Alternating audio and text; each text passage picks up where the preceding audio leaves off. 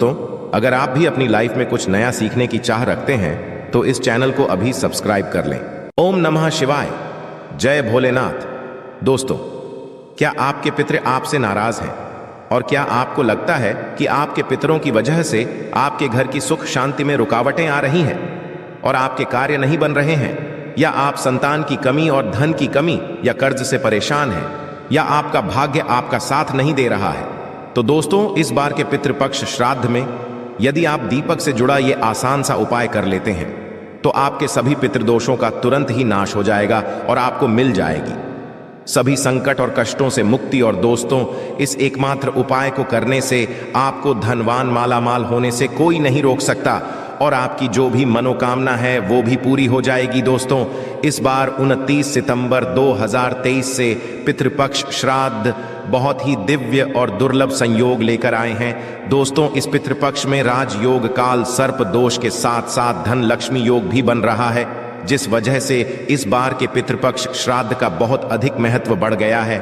और इस पितृपक्ष पर आप दीपक से जुड़ा ये आसान सा उपाय कर लेते हैं तो आपकी सभी समस्याओं का तुरंत ही अंत हो जाएगा।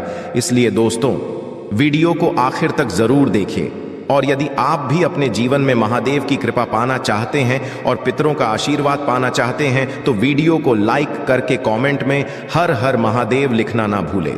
दोस्तों, भाद्रपद मास की पूर्णिमा से श्राद्ध पक्ष शुरू होकर आश्विन मास की अमावस्या पर समाप्त होते हैं। इस बार श्राद्ध पक्ष 29 सितंबर से 14 अक्टूबर तक ये दिन पितृ को समर्पित होते हैं। श्राद्ध पक्ष को पितृपक्ष, कनागत, श्राद्ध आदि नामों से भी जाना जाता है। जैसा कि नाम से ही स्पष्ट होता है, पितृपक्ष ये पितृ का पक्ष है, यानी कि ये पितृ को समर्पित दिन होते हैं। इन दिनों में पितरों की आत्मा की शांति के लिए श्राद्ध तर्पण और पिंडदान किए जाते हैं। धार्मिक मान्यताओं के अनुसार पितृपक्ष के दौरान पूर्वजों का तर्पण श्राद्ध नहीं करने से पितृदोष लगता है। पितृपक्ष पितरों को प्रसन्न और उनकी कृपा प्राप्त करने के लिए बहुत ही खास दिन माने जाते हैं। माना जाता है पितृपक्ष के दौरान श्रद्धापूर्वक अपने पितरों को कुछ अर्पित किया जाए तो उससे पितृ अतिशीघ्र ही प्रसन्न हो जाते हैं और अपनी कृपा बरसते हैं। हिंदू धर्म में पितृगण को देव तुल्य माना गया है। शास्त्रों के अनुसार जिन पर पितरों की कृपा होती है उन्हें सभी देवी देवताओं का भी आशीर्वाद मिलता है। पितृपक्ष पितरों को समर्पित होते हैं, इसलिए इस दौरान कोई भी शुभ मांगलिक कार्य ना करें। पितृपक्ष के दौरान पितरों की आत्मा की शांति के लिए श्रीमद् भागवत गीता का पाठ अवश्य करें। पितृपक्ष यानी कि श्राद्ध पक्ष, जिसे कनागत भी कहा जाता है, यह वह समय होता है जब हमारे पूर्वज धरती पर होते हैं और हम श्राद्ध कर्म करके उनका आशीर्वाद प्राप्त करते हैं। हिंदू धर्म में मृत्यु के पश्चात श्राद्ध करना बेहद जरूरी माना जाता है।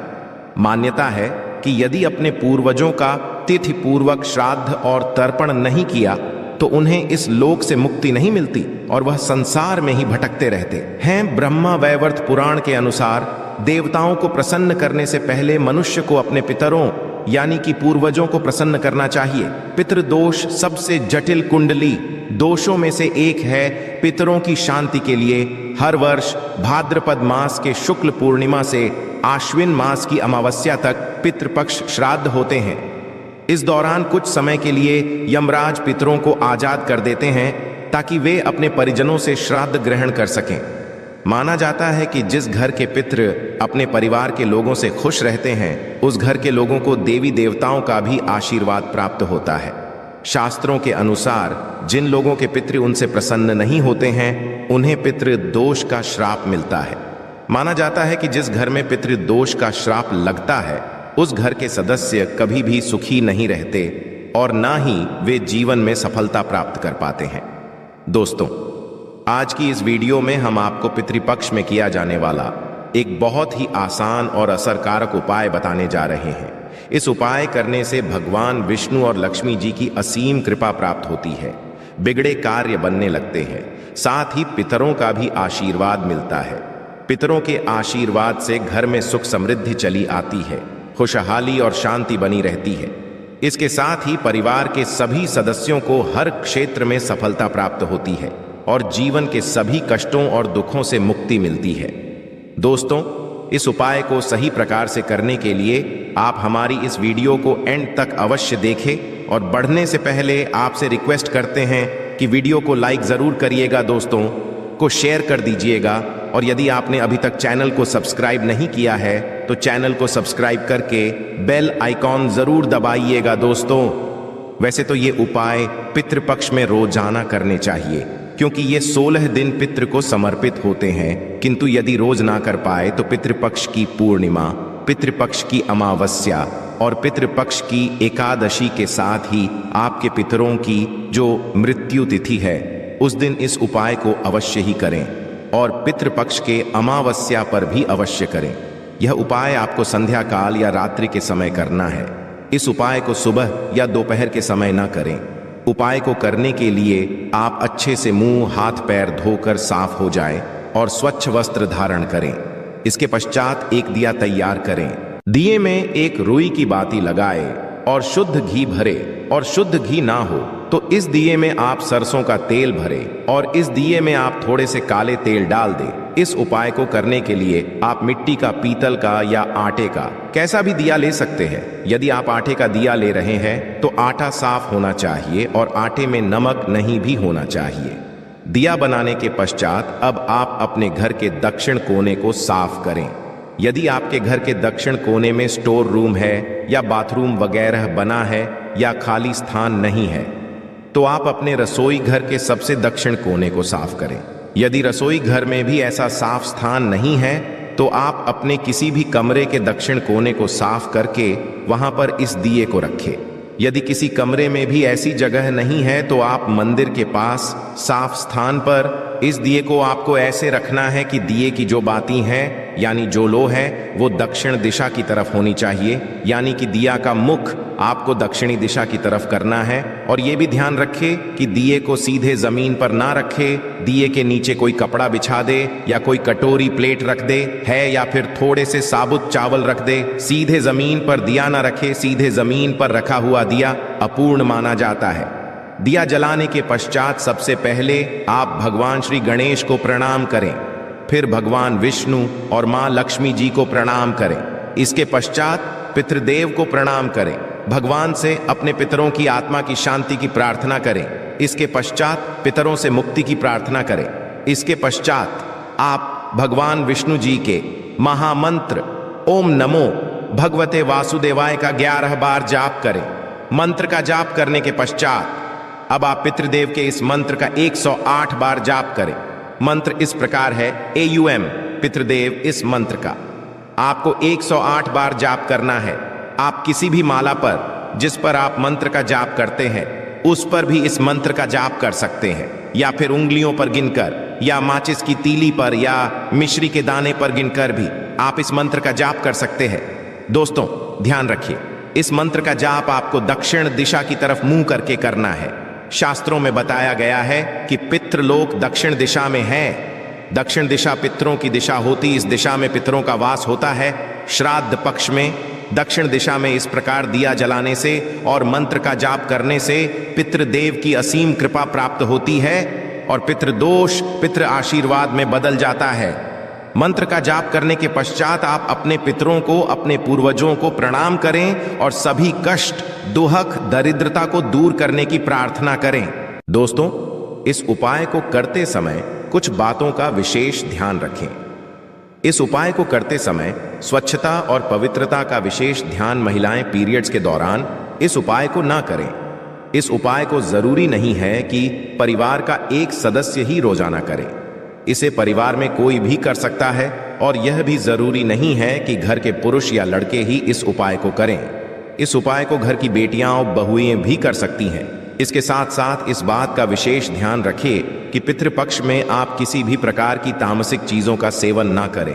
पितृपक्ष में प्याज, लहसुन, अंडा, तंबाकू, सिगरेट, शराब आदि चीजों का भूलकर भी सेवन करें और ये दिया आप अपने घर पर ही जलाएं। और यदि आप किसी और के घर गए हुए हैं तो किसी और के घर में आप इस दिए को अपने पितरों के नाम से ना जलाएं। यह उपाय आपको अपने घर पर ही करना है। पितृपक्ष के दौरान कोई भी शुभ कार्य नहीं करना चाहिए। इस दौरान कोई वाहन या नया सामान ना खरीदें। रोजाना की जरूरत के अलावा कोई भी नया सामान पितृपक्ष में नहीं खरीदना चाहिए। पितृपक्ष के दौरान नाखून नहीं काटने चाहिए, बाल नहीं काटने चाहिए, दाढ़ी मूंछ भी नहीं बनानी चाहिए। पितृपक्ष में ब्राह्मण गायों, कुत्तों, चींटियों, बिल्ली आदि को भोजन अवश्य ही कराना चाहिए। पितृपक्ष के दौरान कोई भी सौंदर्य प्रसाधन की चीज लगाने से बचे। पितृपक्ष के दौरान लड़ाई झगड़े ना करें, प्रेम से रहे, किसी की भी निंदा ना करें, लड़ाई झगड़े ना करें। पितृपक्ष के दौरान इन सभी बातों का विशेष ध्यान रखिए। दोस्तों, यदि आपने दिया चावलों पर रख कर जलाया है तो अगले दिन सुबह उठकर आप उन चावलों को पक्षियों को डाल दें। यदि आपने आटे के दिए का प्रयोग किया है तो उस दिए को भी आप पक्षियों को ढाल दें। यदि आपने मिट्टी तितल के दिए का प्रयोग किया है तो आप उस दिए को दोबारा प्रयोग कर सकते हैं। तो दोस्तों, आइए अब आपको बताते हैं पितृपक्ष के दौरान कौन सी चीजें आपको भूल कर भी नहीं खरीदनी चाहिए। लोहे का सामान। पितृपक्ष के दौरान लोहे का सामान नहीं खरीदा जाना चाहिए। यदि खरीदा जाता है तो इससे पितृ नाराज हो जाते हैं। साथ ही घर की नकारात्मकता बढ़ जाती है, घर की सुख शांति भी खत्म हो जाती है। ये जीवन में दुख का कारण बनता है। गृह प्रवेश, भूमि पूजन। इसके अलावा पितृपक्ष के दौरान भूमि पूजन और नए घर में प्रवेश नहीं किया जाना चाहिए। यदि ऐसा किया जाता है तो उस घर में भूत प्रेत का वास होने लगता है। साथ ही घर का व्यक्ति काफी खुश नहीं रहता है और उसे जीवन में परेशानियां झेलनी पड़ती है। वहीं घर के व्यक्ति अक्सर बीमार भी रहने लगते हैं, क्योंकि ऐसा करने से पितृ नाराज हो जाते हैं। नए कपड़े पितृपक्ष में नए वस्त्र नहीं खरीदे जाना चाहिए। हालांकि श्राद्ध पक्ष के दौरान नए वस्त्रों का दान जरूर जाता है, किंतु पुराने वस्त्र का नहीं और ना ही नए वस्त्र खरीदे जाते हैं। यदि ऐसा किया जाता है तो उस पत्र नाराज हो जाते हैं और उसका शुभ प्रभाव जीवन पर देखने को मिलता है। मांस मदिरा। पितृपक्ष या श्राद्ध पक्ष के दौरान मांस मदिरा नहीं खरीदी जानी चाहिए, ना ही इसका सेवन करना चाहिए। यदि मांस मदिरा का सेवन किया जाता है और उन चीजों को खरीदा जाता है तो इससे पितृ नाराज हो जाते हैं और जीवन पर काफी ज्यादा प्रभाव देखने को मिलता है। इतना ही नहीं, वंश पर इसका सबसे ज्यादा पड़ता है, घर में कलह भी बढ़ जाता है। आइए अब आपको बताते हैं श्राद्ध विधि और श्राद्ध का भोजन। पौराणिक ग्रंथों के अनुसार श्राद्ध करने की भी विधि होती है। यदि पूरे विधि विधान से श्राद्ध कर्म ना किया जाए तो मान्यता है कि वह श्राद्ध कर्म निष्फल होता है और पूर्वजों की आत्मा अतृप्त ही रहती है। शास्त्र संवत मान्यता यही है कि किसी सुयोग्य विद्वान ब्राह्मण के जरिए ही श्राद्ध कर्म करवाना चाहिए। श्राद्ध कर्म में पूरी श्रद्धा से ब्राह्मणों को तो दान दिया ही जाता है। साथ ही यदि किसी गरीब जरूरतमंद की सहायता भी आप कर सके तो बहुत पुण्य मिलता है।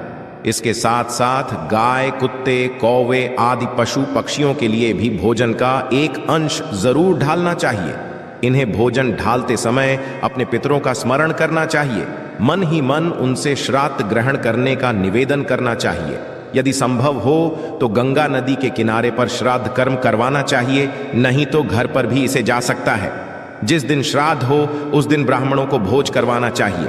भोजन के पश्चात दान दक्षिणा देकर भी उन्हें संतुष्ट करें। श्राद्ध पूजा दोपहर के समय शुरू करनी चाहिए। योग्य ब्राह्मण की सहायता से मंत्र उच्चारण करें और पूजा के पश्चात जल से तर्पण करें। श्राद्ध करने के लिए किसी ब्राह्मण को आमंत्रित करें, भोज कराए और अपनी सामर्थ्य के अनुसार दक्षिणा भी दे। श्राद्ध के दिन अपनी सामर्थ्य या इच्छा अनुसार खाना बनाएं। आप जिस व्यक्ति का कर रहे हैं उसकी पसंद के मुताबिक खाना बनाएं जो उचित रहेगा। श्राद्ध के दिन लहसुन प्याज रहित सात्विक भोजन ही घर की रसोई में बनना चाहिए, जिसमें उड़द की दाल, बड़े चावल, दूध, घी से बने पकवान, खीर, मौसमी सब्जी जैसे तोरई, लौकी, सीत, फल, भिंडी, कच्चे केले की सब्जी ही भोजन में मान्य है। मान्यता है कि श्राद्ध के दिन स्मरण करने से पितृ घर आते हैं और अपनी पसंद का भोजन कर तृप्त हो जाते हैं। खाने में लहसुन प्याज का प्रयोग ना करें। आइए जानते हैं पितृपक्ष की पौराणिक कथा। पितृपक्ष की पौराणिक कथा के अनुसार जोगे तथा भोगे दो भाई थे। दोनों अलग अलग रहते थे। जोगे धनी था और भोगे निर्धन। दोनों में परस्पर बड़ा प्रेम था। जोगे की पत्नी को धन का अभिमान था, किंतु भोगे की पत्नी बड़ी सरल हृदय थी। पितृपक्ष आने पर जोगे की पत्नी ने उससे पितरों का श्राद्ध करने के लिए कहा तो जोगे इसे व्यर्थ का कार्य समझकर टालने की चेष्टा करने लगा। किंतु उसकी पत्नी समझती थी कि यदि ऐसा नहीं करेंगे तो लोग बातें बनाएंगे। फिर उसे अपने मायके वालों को दावत पर बुलाने और अपनी शान दिखाने का यह उचित अवसर लगा। अतः वह बोली, आप शायद मेरी परेशानी की वजह से ऐसा कह रहे हैं, किंतु इसमें मुझे कोई परेशानी नहीं होगी। मैं भोगे की पत्नी को बुला लूंगी, दोनों मिलकर सारा काम कर लेंगी। फिर उसने झोगे को अपने पीहर न्योता देने के लिए भेज दिया। दूसरे दिन उसके बुलाने पर भोगे की पत्नी सुबह सवेरे आकर काम में जुट गई। उसने रसोई तैयार अनेक पकवान बनाए, फिर सभी काम निपटाकर अपने घर आ गई। आखिर उसे भी तो पितरों का श्राद्ध तर्पण करना था। इस अवसर पर जोगे की पत्नी ने उसे रोका ना। वह रुकी, शीघ्र ही दोपहर हो गई। पितृ भूमि पर उतरे। जोगे भोगे के पितृ पहले जोगे के यहां गए तो क्या देखते हैं कि उसके ससुराल वाले वहां भोजन पर जुटे हुए हैं। निराश होकर वे भोगे के यहां गए। वहां क्या था? मात्र पितरों के नाम पर अग्यारी दे दी गई थी। पितरों ने उसकी राख चाटी और भूखे ही के तट पर जा पहुंचे। थोड़ी देर में सारे पितृ इकट्ठे हो गए और अपने अपने यहाँ के श्राद्धों की बढ़ाई करने लगे। जोगे भोगे के पितरों ने भी अपनी आप बीती सुनाई। फिर वे सोचने लगे, यदि भोगे समर्थ होता तो शायद उन्हें भूखा ना रहना पड़ता, मगर भोगे के घर में तो 2 जून की रोटी भी खाने को नहीं थी। यही सब सोचकर उन्हें भोगे पर दया आ गई। अचानक वे नाच नाच कर गाने लगे, भोगे के घर धन हो जाए, भोगे के घर धन हो जाए। सांझ होने को हुई। भोगे के बच्चों को कुछ भी खा नहीं मिला था। उन्होंने मां से कहा, भूख लगी है। तब उन्हें टालने की गरज से भोगे की पत्नी ने कहा, जाओ, आंगन में हौदी औंधी रखी है, उसे जाकर खोल लो और जो कुछ मिले बांट कर खा लेना। बच्चे वहां पहुंचे तो क्या देखते हैं कि हौदी मोहरों से भरी पड़ी है। वे दौड़े दौड़े मां के पास पहुंचे और उसे सारी बातें बताई। आंगन में आकर भोगे की पत्नी ने यह सब कुछ देखा तो वह भी हैरान रह गई। इस प्रकार भोगे भी धनी हो गया, मगर धन पाकर वह घमंड दूसरे साल का पितृपक्ष आया। श्राद्ध के दिन भोग एक स्त्री ने 56 प्रकार के व्यंजन बनाए, ब्राह्मणों को बुलाकर श्राद्ध किया, भोजन कराया, दक्षिणा दी। जेठानी को सोने चांदी के बर्तनों में भोजन कराया। इससे पितृ बड़े प्रसन्न तथा तृप्त हुए। तो यह थी आज की खास वीडियो। आशा है कि आज की इस प्रस्तुति में बताई गई जानकारी आपको अच्छे से समझ आ गई होगी। वीडियो अच्छा लगा हो तो एक लाइक अवश्य कर दें।